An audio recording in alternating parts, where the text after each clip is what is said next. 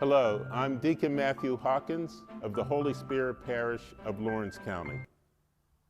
And we're continuing our reflection on the Lord's Prayer by Father Dennis Billy, who has written extensively on Catholic spirituality and teaches at St. Mary's Seminary and University in Baltimore. To a certain extent, Jesus resolves the tension between the now and the still to come by saying that his Father is who art in heaven. By speaking about God, his Father, in this way, Jesus taps into what will become a long tradition of reflection on the nature of the divine and the meaning of existence. When Moses, for example, encounters God in the burning bush, he asks his name, and he is told quite simply, "I am who I am." God is, in other words, who God is. Now, this enigmatic response lends itself to a number of complementary interpretations. Some say it means that God's name is so holy that it should not be uttered by human lips. And others conclude that God's name cannot be confined to the limitations of human language.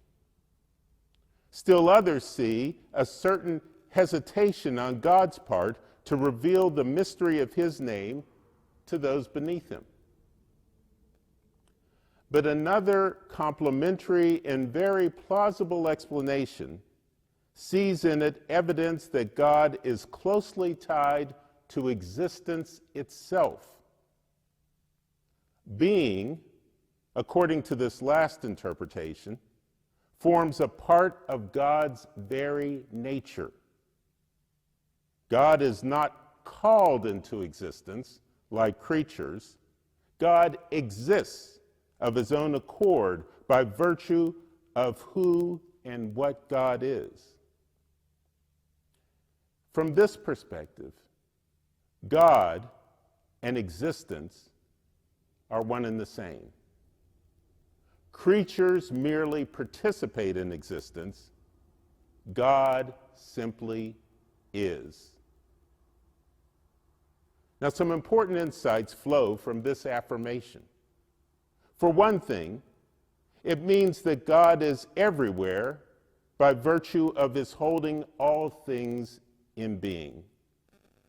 Hence, the answer to the old catechism question about God's whereabouts is that God is everywhere. He is everywhere because he brings all things into existence from one moment to the next. And as it says in the scriptures, for from him and through him and to him are all things. He is everywhere also means not only in the physical space, but also through time. And this is to say that he is present not only in our current circumstances of life, but also throughout time and for all eternity. Time and place are creations of God that, like us, only share or participate in his being.